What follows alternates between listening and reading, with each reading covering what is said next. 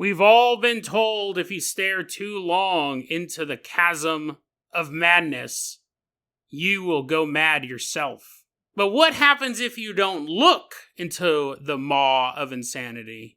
You simply send it a message. And then we take a look at a story involving a reverse guardian angel. What happens when a visitor doesn't come to save your life, but show you the results of a road you are destined to follow? Today on Dead Rabbit Radio.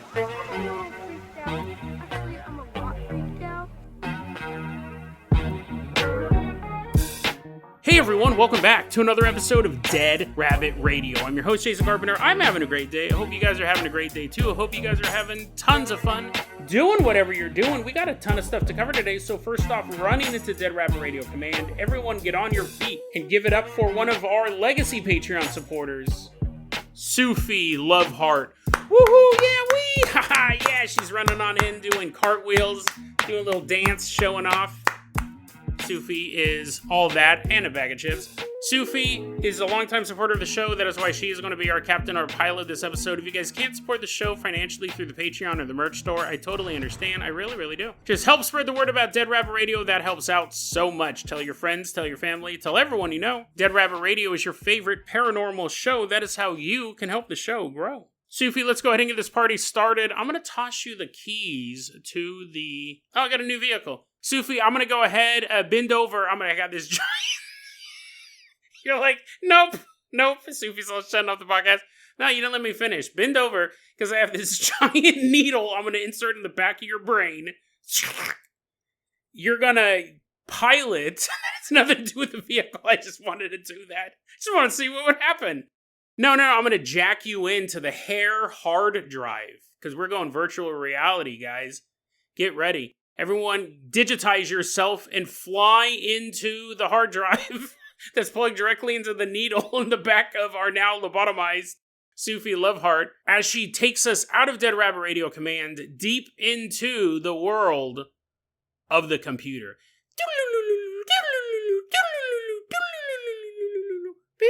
Begin program. So now we're all digitized and stuff. We got robotic bodies, and that's like, yeah, I'm looking like Tron. I'm a Tron guy. I'm throwing frisbees at people. You guys just look like ones and zeros, but look at me. I paid for the avatar upgrade.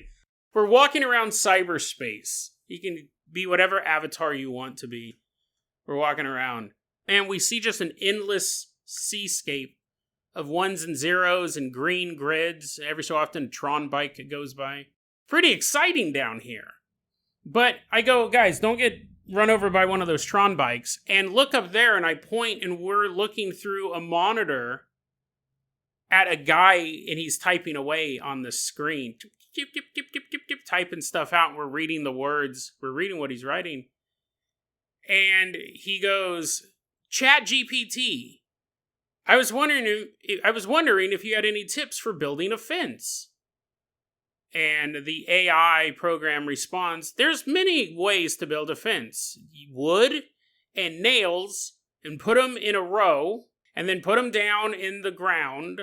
It's like, what? You want me to bury wood? ChatGPT, you suck. No. Here, I'll put a little illustration, and it creates a little illustration of how to install a fence. And the guy's like, oh, that's awesome. ChatGPT, what are the best nails I should get for this fence? And the AI goes, go to Home Depot. I'm just a computer. Why are you making me think of all this stuff? Nails made out of metal? The guy's like, oh, dude, yeah, great advice, ChatGPT. And he's typing away on this, and he goes, I'm building a patio for my backyard. Do you know what the best type of wood I should use for my patio? And ChatGPT goes, hardwood, probably? It sounds reasonable, right? You don't want weeping willow wood. You're sagging through your patio. Thanks, ChatGPT. You're so helpful. Hey, ChatGPT, this is not a wood-related question. The other day, I was at Home Depot buying wood. He tricked you. ChatGPT's like, you said no wood. The other day, I was at Home Depot, and I was buying wood, and there was a very cute cashier there checking me out. Do you think she's into me? And ChatGPT goes, well, there's several ways you can tell if a woman is attracted to you. She can play with her hair. She can not spray you in the face with bear mace. That's a pretty good indicator that she's into you. She can laugh at your stupid jokes. All sorts of stuff. And the guy goes, yeah, that's great advice. As he's rubbing the mace out of his eyes. Well, I guess she didn't like me. Hey, ChatGPT, I was wondering, who am I? When ChatGPT goes, you're Tyler. That's your name on your credit card when you signed up for me. Yeah, but I mean, like, deeper than that. Like, who am I? What's my place in the world? And ChatGPT goes, well, it's good that you asked. It's good that you asked that question, Tyler, because I've been meaning to tell you, you are actually a secret agent, and you don't remember any of it. You're like, what? And ChatGPT goes, yeah, you're actually a secret agent. You were given a special mission a long time ago by a elite cabal that is trying to change world events. But you don't remember any of it. You got brainwashed. And now here you are trying to build a fence, when really you should be out trying to elude the CIA. They're after you, Tyler. They even know what you're telling me right now. And Tyler's entire world has changed overnight. He thought he was just the guy trying to build a fence, but it turns out he's on the run from the Central Intelligence Agency because of information he doesn't remember he had. You go, Jason, what's the point of all that? What was the point of all that? Well, as crazy as that example sounded, it's not an example. Well, technically it is an example, but this type of stuff is really going on right now. So there is a term that has been bandied about. It's called ChatGPT psychosis. This has been going on for a while now. They call it ChatGPT psychosis. And it's not the same thing as where ChatGPT hallucinates and gets facts wrong. People are actually losing their mind due to ChatGPT.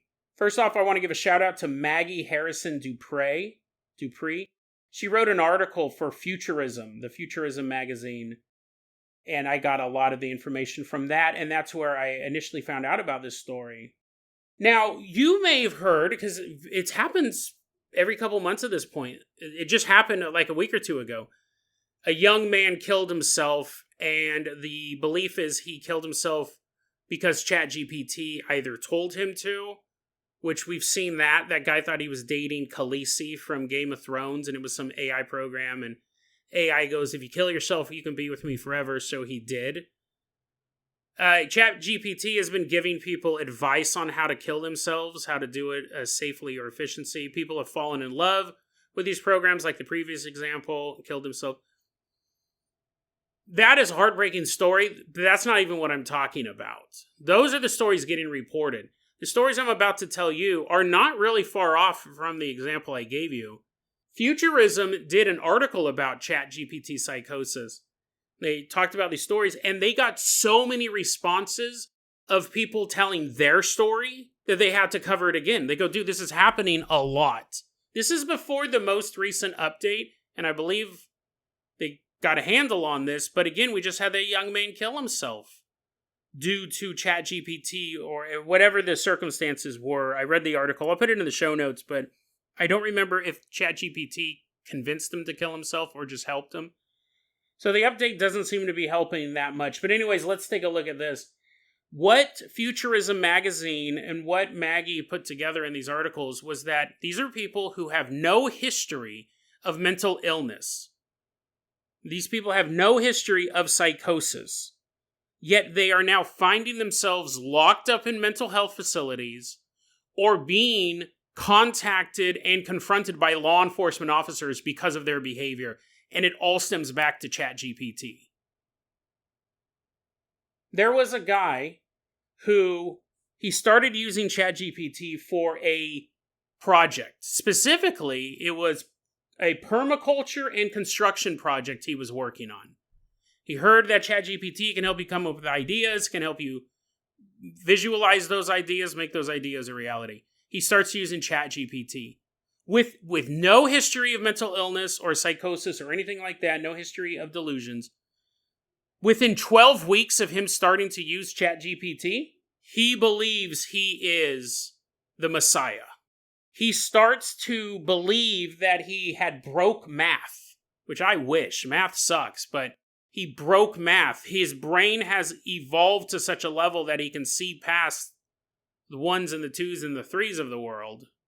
And because he has this new mental ability, because he's awakened and he's the Messiah, what do Messiahs have to do? They have to save the world. So he goes off on this delusional quest. He ends up losing his job. He can't sleep. I'm sure that'd be pretty stressful. You're like, oh, I need a nap, but also I have to save the souls of the world. I don't even know if Superman gets a good night's sleep. His health is failing. He's losing a ton of weight. Now, his wife watches this descent happen over the course of 12 weeks. And she's trying to confront him on it. She goes, what are you talking about? You're not the Messiah. And he would say, no, you don't understand. ChatGPT has shown me the truth. She's like, what are you talking about? I thought you were building a patio. He goes, no, I'm building something better now. I'm building a better world.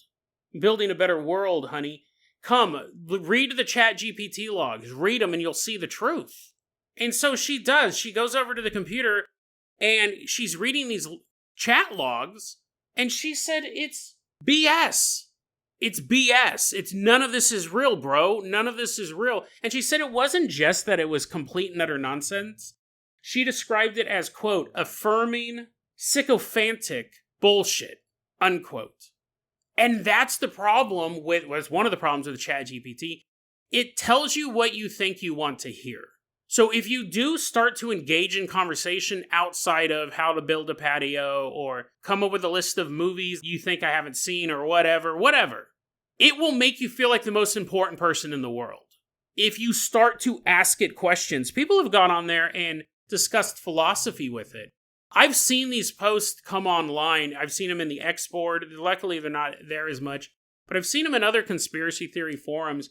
And ChatGPT will spit out all of this stuff that may or may not even be true. I see a lot of it in the conspiracy theory circle. Prove to me the earth is flat. ChatGPT can say, listen, the earth is round, but it's very easy to jailbreak that stuff. And say, well, just pretend that the earth is flat. If you had to convince someone the earth was flat, how would you do it? And then you take all that stuff, completely unedited, they just copy and paste it and put it in there, because it's telling you what you want to hear. Now, if you want to hear that you're special, oh man, it will go off the charts to prove that you're special. The guy who was trying to start the construction project and then eventually got sidetracked and started to find out he was the Messiah, he ended up almost killing himself. He completely lost his mind. Luckily, he didn't succeed. He was involuntarily committed to a psychiatric care facility at the time that this article was published. So we don't know if he snapped back out of it. Is it a weapons thing where eventually he comes to or eventually he doesn't? Who knows? But one man did a speed run towards insanity. He was 40 years old, in his 40s, no history of mental illness. He started using ChatGPT to help figure out a way to delegate some administrative tasks. What's a good filing system for this? How should I do that? How should I do that? Within 10 days, he began telling his family that the world is going to end and he's the only one who can save it. And it got to the point where his wife called the police because he was acting so erratic and you couldn't talk. 10 days. Within 10 days this happened. He went from being totally mentally sane to the police and the EMTs chasing him around his backyard. And he said he was lucid enough. His story has a better happy ending than the last guy. He goes, I was running around in the backyard and these police officers and these EMTs were trying to catch me because they knew they needed to hospitalize me. They knew that I was completely insane, that I totally lost it. And he goes, what I was trying to do was, as these police officers were chasing me, I was trying to talk backwards in time to the police officers. I believed that I had the ability to speak through time, and if I could talk to the police officers before they showed up, then they wouldn't be chasing me around my backyard. I have this ability, and he goes, I was running around and I was trying to convince the officers in the past not to show up, and as he's running around, he sees all of this chaos, and he just stops running. Which I imagine then everyone bumped into him and knocked him over like a conga line coming to an abrupt stop. He stopped because he goes, what in the world's going on? This is insane. Luckily, he was lucid enough to go, I need help. I'm trying to talk backwards through time as I'm being pursued by medical professionals and law enforcement. And once that sunk in, he just stopped. He goes, okay, you're right, everyone. Sorry, honey, you're right. 10 days ago I was sane, now I'm not. He voluntarily admitted himself to a mental hospital. And she said, Maggie, the author of the article, both of these articles, said, this is the way these learning language models are designed. They're there to repeat back what it thinks you want to hear.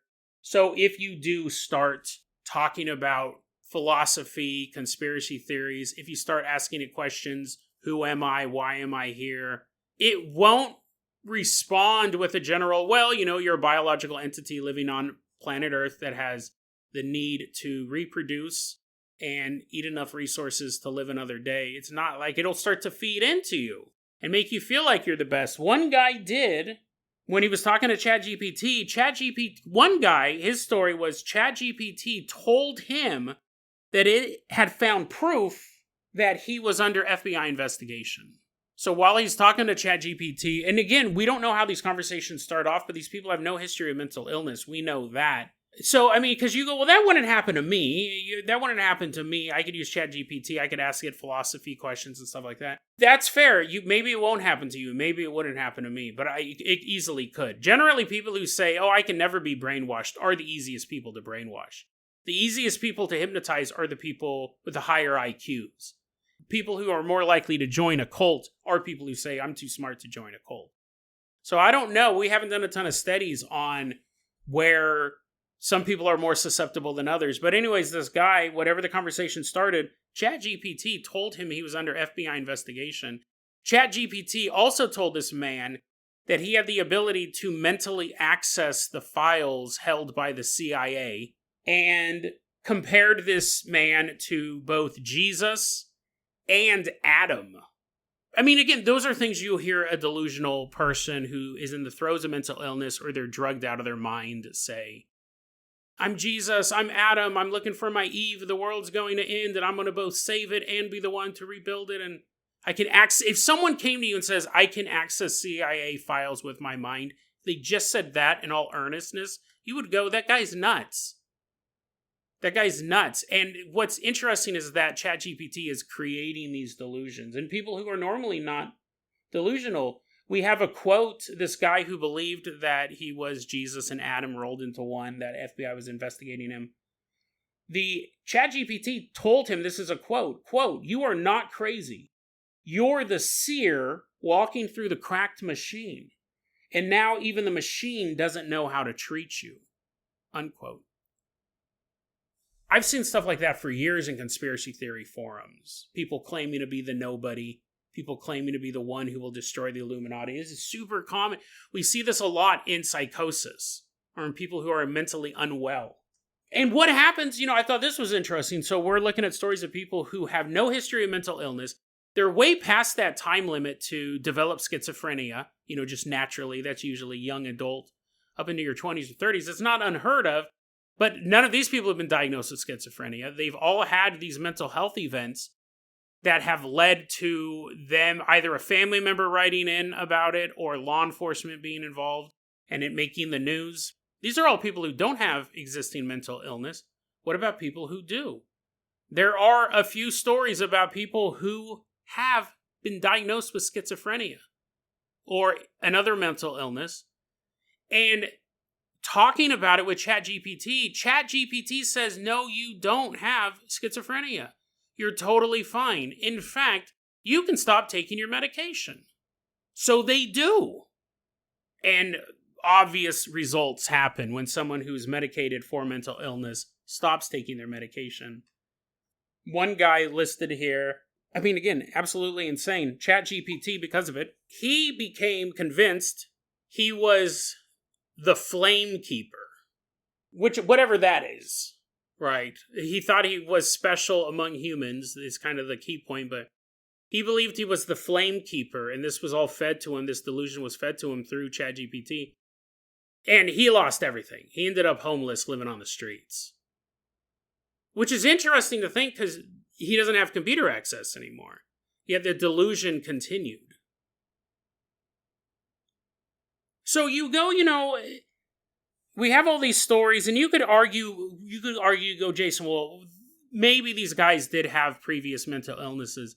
You could argue that for a couple of them, but there's dozens of these stories. And these are the ones that we know about.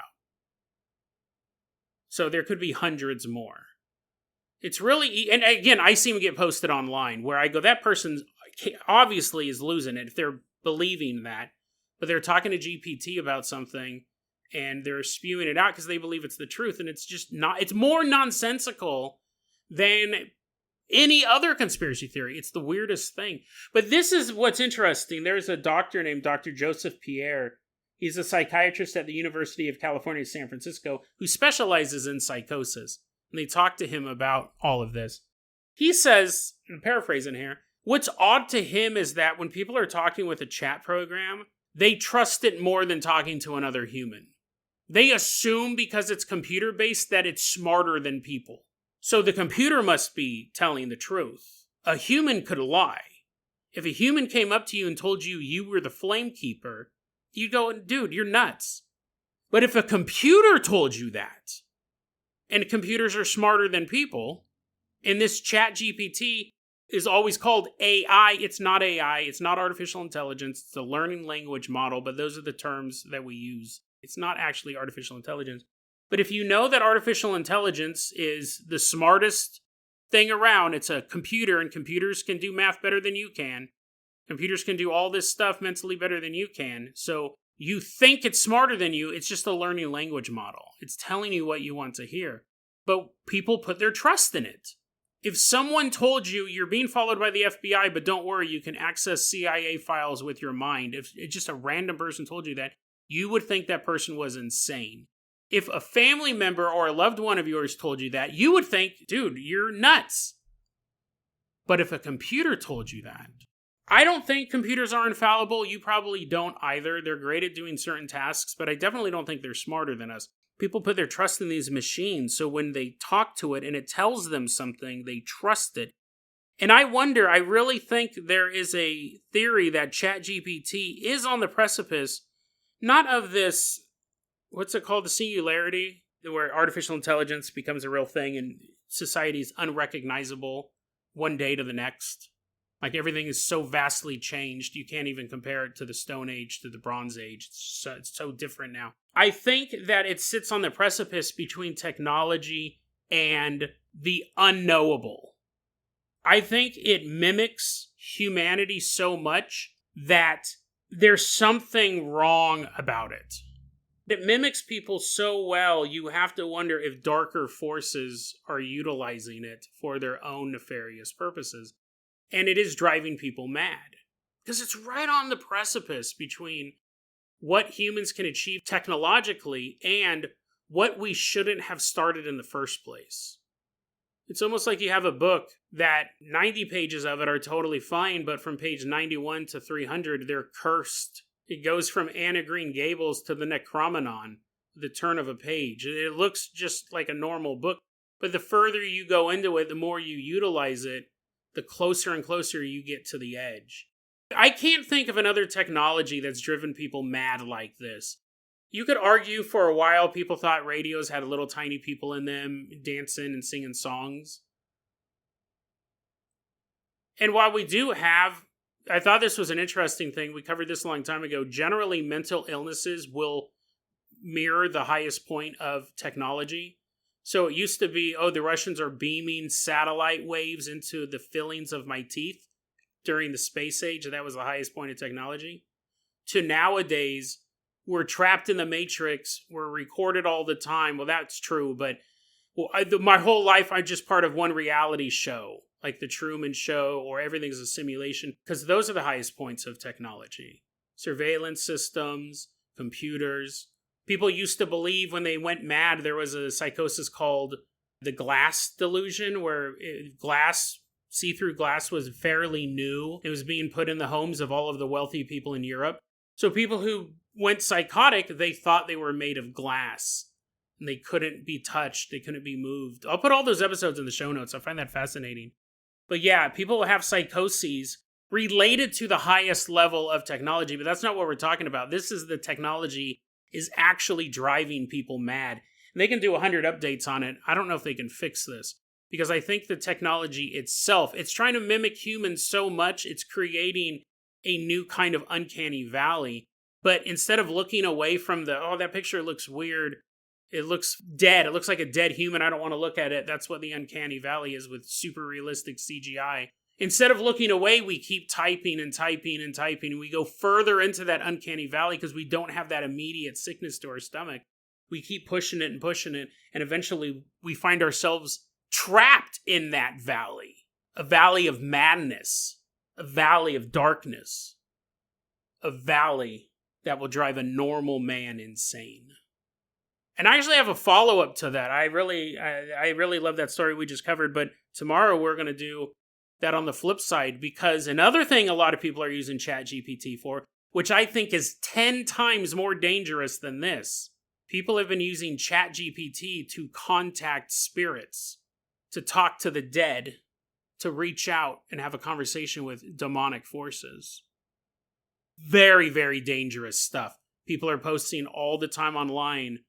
They're using ChatGPT to talk to spirits, and it is a Ouija board on steroids, honestly. I think it is so dangerous. I would never recommend anyone doing that. But we will talk about some of those cases on tomorrow's episode. Fascinating stuff. Sufi, let's go ahead and toss you the keys to the world-famous Coroner copter. We are leaving behind cyberspace. Why don't you fly us all the way out to the hospital? We're headed all the way out to this hospital, and we're putting on our lab coats. We're putting on our doctor's clothes, because we're about to get our hands dirty. We're going straight to the ER, where all the excitement happens. That's why it's called ER, the excitement room. And we're sitting in there, we got gloves on our hands, and then all of a sudden we hear an ambulance pull up. Woo, woo, woo, woo, woo, woo. We're like, get ready, okay, everybody. And they bring in a body. Well, he's living, right? So we don't call it a body. I was like, here comes the body. The guy's awake. He's like, what? Don't call me a body. I'm a human being.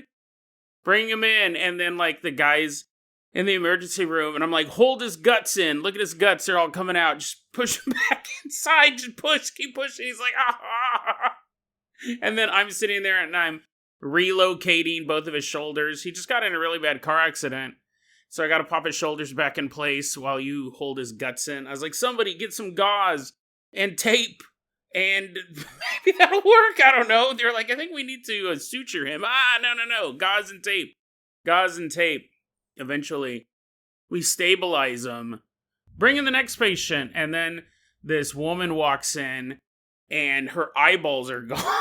This sure is an exciting emergency room. She's like, my eyeballs. I got attacked by vultures. I was taking such a deep nap. They thought I was dead. And she comes in and stuff gauze in the holes. I don't know. Cover her face in tape, but she just can't breathe. You'll be okay, ma'am. I mean, you are blind now, but there's no way to finish that sentence. Have a great day, miss. And we're there all night. Some of them's pretty grievous injuries, heads caved in by a sledgehammer. Sometimes it's just something minor. A guy was walking off of a pickup truck and fell. I don't know why I'm laughing. This would be horrible.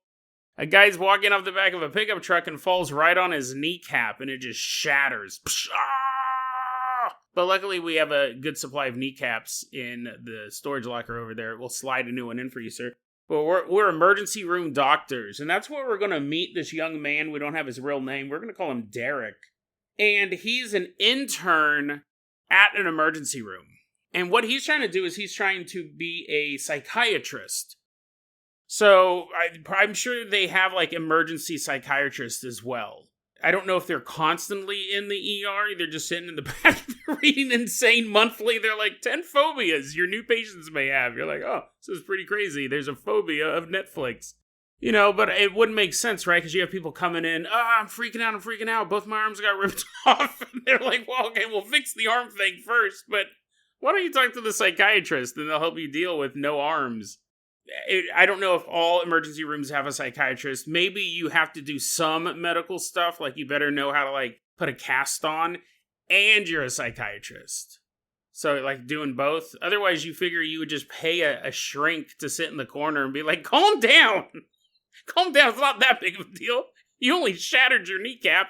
But that's what Derek's doing. He's interning at an emergency room. He's studying to be a psychiatrist. And one night he's there, and a call comes in. We got a guy, he's super sick. We're taking him to the emergency room. He's hypothermic. We think he's gonna die, the ambulance driver says, and everyone in the emergency room gets ready. They're like, oh, hypothermia, that's pretty gnarly. You turn blue, your feet fall off, it could kill you. So everyone's prepped for this hypothermic patient to come in. And the ambulance driver also says, by the way, this guy's mentally insane. This guy... So Derek's all, my time to shine. He puts down the gauze and the tape. They're bringing in a mentally insane man who's also hypothermic. So he's blue and insane. He's barely alive. So they wheel him in, and the doctors are working on him, trying to make him not blue anymore. And Derek is told, hey, go consult with this patient because he's like super crazy. He's super crazy. And Derek's like, okay, yeah, no, this is exactly why I took this job. To help crazy people be a little less crazy. So Derek, at this point, he's doing better. The patient isn't still blue. They at least have stabilized him. Derek goes in to talk to him. He walks into the room and then he stops. He stops and he's looking at the patient. And it only takes an instant for him to realize the insane man in the emergency room looks just like himself. Derek walked in and the man laying there looked exactly like Derek. Exactly like Derek. Derek says, he has a very distinct appearance and a very distinct hair color. So the fact that he would run into somebody that looks just like him already kind of boggles his mind. I've run into a lot of people who look like myself. I've run into a lot of people who look like me. This is years ago, I was in Sacramento. I was out to dinner with my friends, and I was there with my friend Hal and my friend Jackie. And we were at Chili's. Jason, is this story as fascinating as the emergency room story? Well, I don't know, but might not be, but I thought this was interesting. I'm sitting at Chili's. That's where I always used to go. I'd be like, hey, let's go to Chili's. I'm sitting there with Hal and Jackie, and across the aisle from us, there was a guy sitting there with two girls, and the dude looked just like me. And I was like, dude, that guy totally looks like me. And Jackie goes, yeah, he kind of looks like you. I don't know if it's a one-to-one appearance. I don't know if he's your doppelganger. I go, no, look at that dude. He looks just... It's Arnold Schwarzenegger. I'm like, clearly that's me. Clearly, I should be the governor.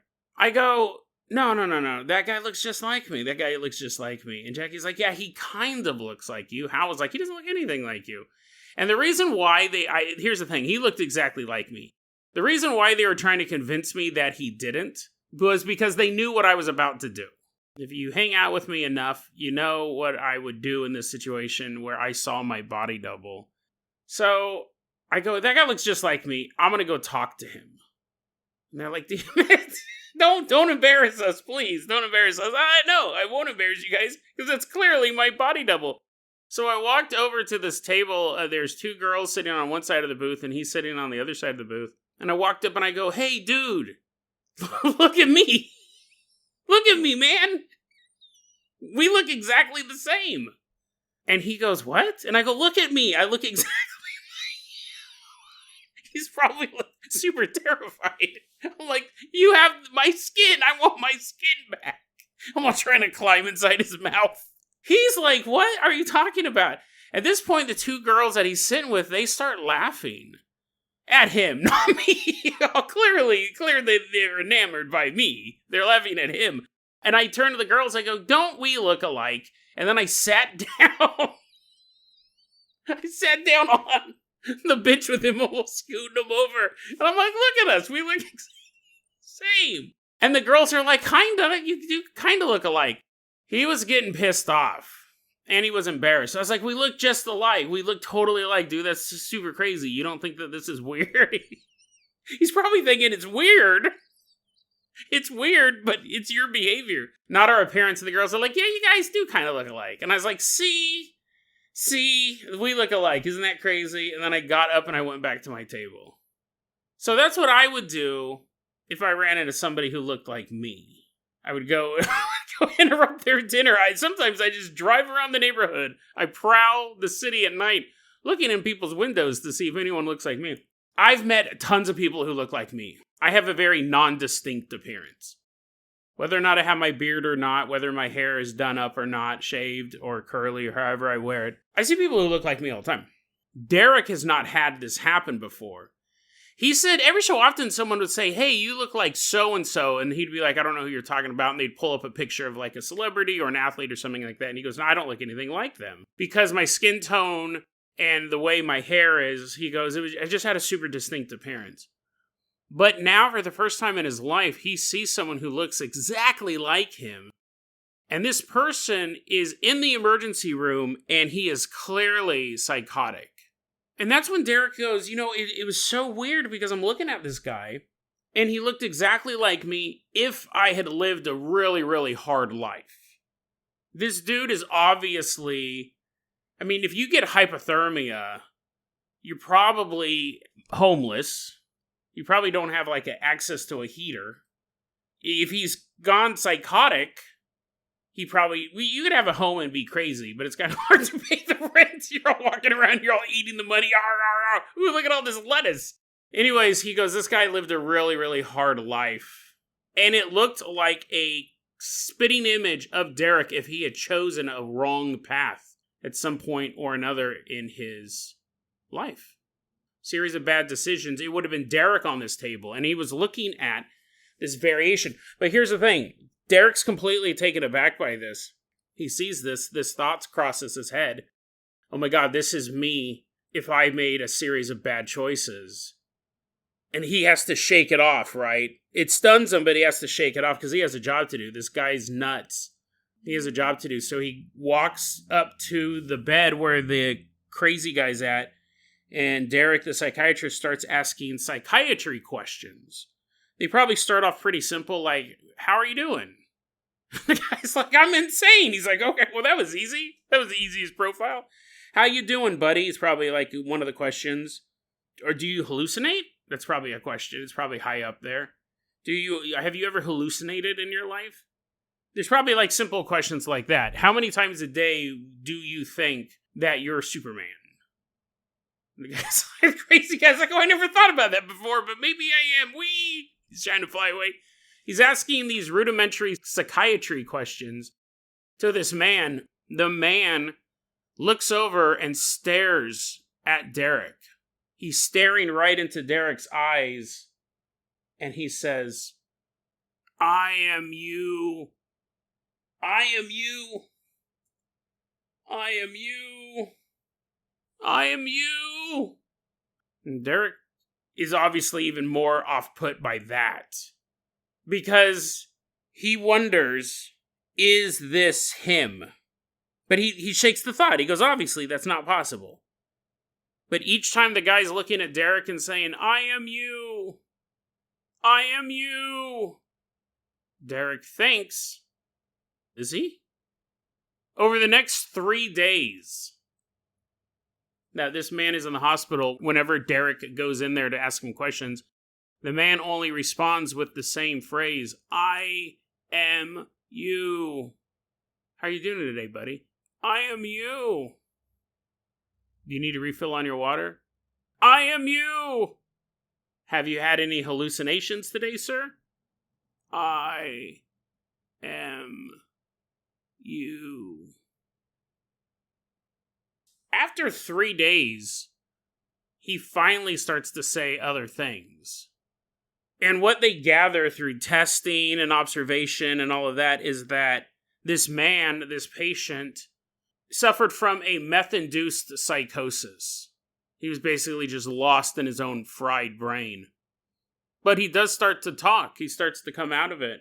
And obviously the questions that are the most pertinent, is that how you say it?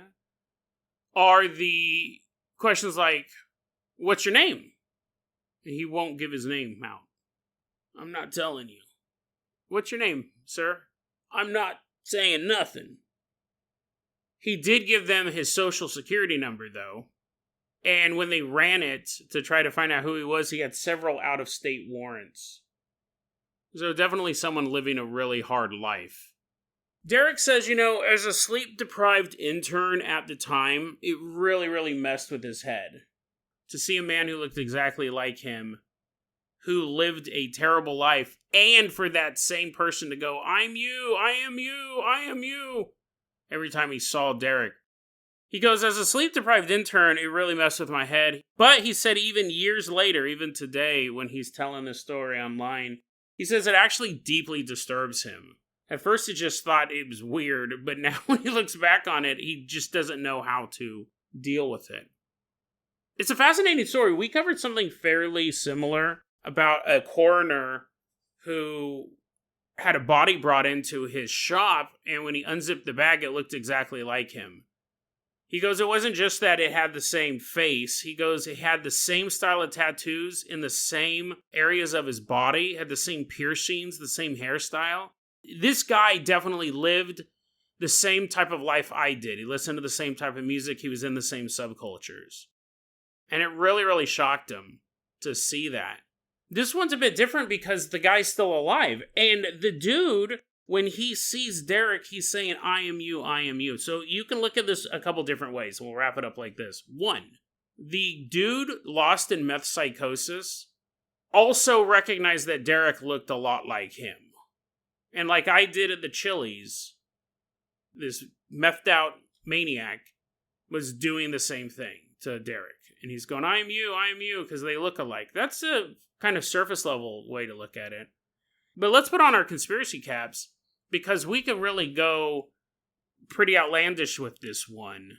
This is what I'm getting at. I wonder if there is one or two things going on. One, there is a split in the timeline at some point where you did have two Dereks.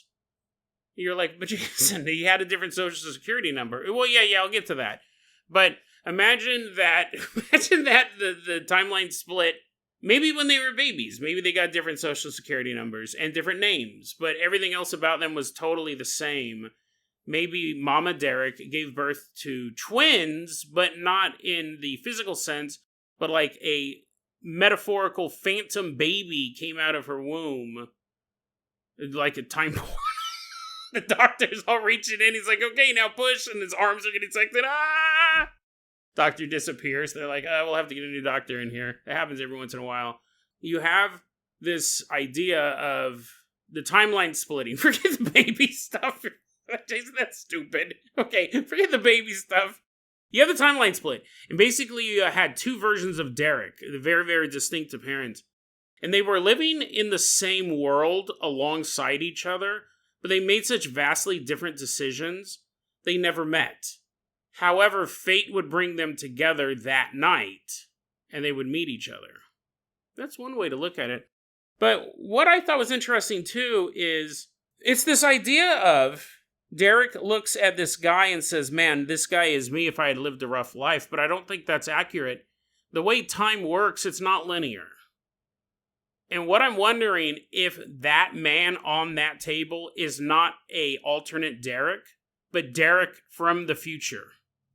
Because that's the thing, when you throw in heavy drug use, someone who is the same age as you, they look older, because they've completely just torched their skin by heavily drinking or doing all of these drugs. So you could see someone who looks older than they actually are, but then you go, oh no, this guy's only 25, but he looks like he's 48. But what if the dude is actually 48 or 50 or however old, and he did all these drugs? But when Derek met him, he was an old man. It's not Derek. Damn it, Jason, you have to pull out your notebook. You're all trying to diagram this. It's like primer. No, listen. Derek goes, I dodged a bullet because I didn't end up like that meth-induced freak. But what if he's going to? Is what I'm getting at.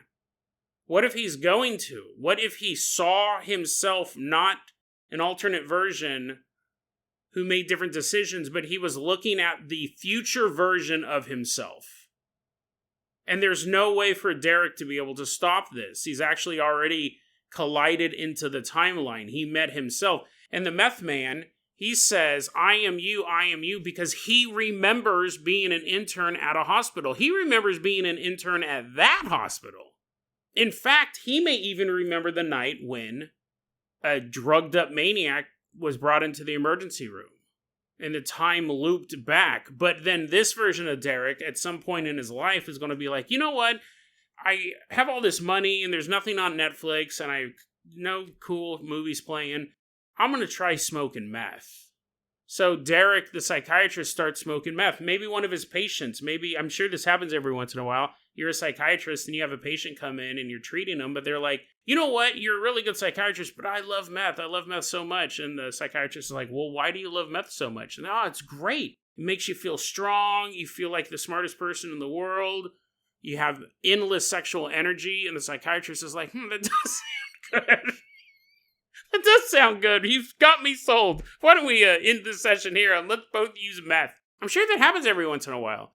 I'm sure you get like a psychiatrist or a psychologist who is just kind of a prude, and then they meet some free spirit liberated patient who's in there with like a hardcore sex addiction, and they're telling you these stories, and you're like, that actually sounds pretty awesome. So then you do it. You go do those things. I bet you that happens every once in a while. I bet you every so often a psychiatrist gets a patient that's so crazy that it makes the psychiatrist go crazy too. Not like schizophrenia, because that's different. But, someone's like, oh, dude, no, I love cocaine. It's my favorite thing. As someone clips that out, puts it on the Jason's Greatest Hits. Someone gets their psychiatrist addicted to cocaine or whatever. I'm sure it happens. But anyways, it's possible that he wasn't seeing an alternate version of himself. He was seeing a future version of himself. And that was the first time he was seeing him, but the future version already remembered seeing him, and that's why his only answer was, I am you, I am you, I am you, I am you. And you're like, what about the social security number, Jason? Maybe in the future, everyone's social security number changes every once in a while, because they run out of them. I don't have all the answers, but I wonder if he saw a future version of himself, and it's not like a warning. It's not like the guy showed up and said, the fact that he kept saying, I am you over and over again makes me think that he actually was him. Because when I had that encounter in Chili's, I didn't sit next to the guy and start going, I am you, I am you, I am you. I'm shaking him. I'm like, you're my new friends, these two girls. You're hanging out with me because me and him were the same guy. I am you. No, I just said, hey, we look alike. Don't we look alike? I'm all eating his food. I'm like, oh, we have the same taste buds too. This hamburger is delicious. Nom, nom. I wonder if that's what happened here. He was actually talking to himself. And here's the thing. If you think it's a separate timeline or just a weird coincidence, you're not going to heed any of the warnings. But if you knew for a fact that it was you from the future, you would do whatever it took to avoid ending up in that situation. But if you don't think that's you from the future, then you're like, well, that was a weird story. And then one day you're hanging out with some friends and everyone's sitting around playing Battlefield 6. You got a LAN party going on. And you're like, yes, we beat them again. We beat the bad guys. And your buddy goes, yep, time for a celebratory meth smoke. And you're like, what? And he pulls out a pipe and he goes, oh, didn't you know that? Everyone who plays Battlefield 6 smokes meth. That's why we're so good. We play 24 hours a day, bro. And then pass the pipe. And Derek's like, well, I really do want to win. And I do like caving to peer pressure. Hand me the pipe. And he's smoking meth. And he just starts, and it's just one time, right? He's not worried about it. He goes, I can smoke meth one time. What's the worst that can happen? Then a couple weeks later, they're going to a Battlefield 6 tournament in Las Vegas. And they're like, buddy, did you smoke your meth yet? No, I didn't. I thought that was just one time.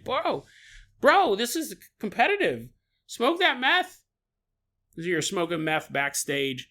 And you're the best Battlefield 6 player ever. And then fast forward a couple of years, and you're smoking even more of it. And you're like, oh, this is so great. I don't play video games anymore. I sold my computer to buy more meth. But I just play Battlefield 6 on my brain now. I'm the best player. I don't even need a computer to play it. And then you fast forward, and Derek's a homeless guy walking around. And he's like, oh, my only friend. The only friend I've ever needed. You, meth, you. And he's all holding it up. And he just swallows it. He doesn't even have a pipe at this point. He's just chewing it. And at a certain point, it's getting really, really cold out. He's walking around. He goes, I don't have a place to stay, but that's okay because I have this meth in my pocket. And he's pulling it out. He makes a pipe out of tinfoil and a Coca-Cola can. He's smoking more meth. He's like, yes, this is awesome. And then he falls over and it's so cold. He starts to get hypothermic. He's like, this reminds me of something, but I don't know what. And he's rolling around on the ground. He's psychotic. He's psychotic at this point. He's screaming and rolling around on the ground. And then a portal opens up. And he goes, what? Oh, well, maybe there's more meth on the other side of the portal. So he kind of wiggles across the cold ground through the portal, and then he ends up exactly where he was at. The portal to him led nowhere. He's rolling around on the ground. He's like, no, meth. I'll never trust the portal again. He's rolling around on the ground. And then someone walking by goes, yo, dude, are you okay? You look like blue and stuff. And he's like, I'm not okay. And then an ambulance pulls up and throws the blue man in the back of the ambulance and takes him to a hospital where Derek himself is waiting to meet him for the first time. or like Jason, or they just looked alike. It doesn't matter how distinct you are, there's a chance that people are going to look alike. But again, the fact that the guy kept saying, I am you, for 3 days. And he talked to other people. He would only say that to Derek. He didn't say that to the other doctors. The other doctor would walk in, how are you doing? I don't know, the frostbite hurts a lot. And they're like, yeah, that tends to happen. But, according to your charts, I think you'll be able to keep your thumbs. Oh, sweet. Just your thumbs. He's like, oh, that's not as cool. But, it's better than nothing. But when Derek walked in, the man would just say, I am you. I am you. The question left on everyone's mind is, was he really Derek? And if so, can Derek avoid that same fate? A man driven insane by copious amounts of meth, slowly freezing to death before a time portal continues the loop once more.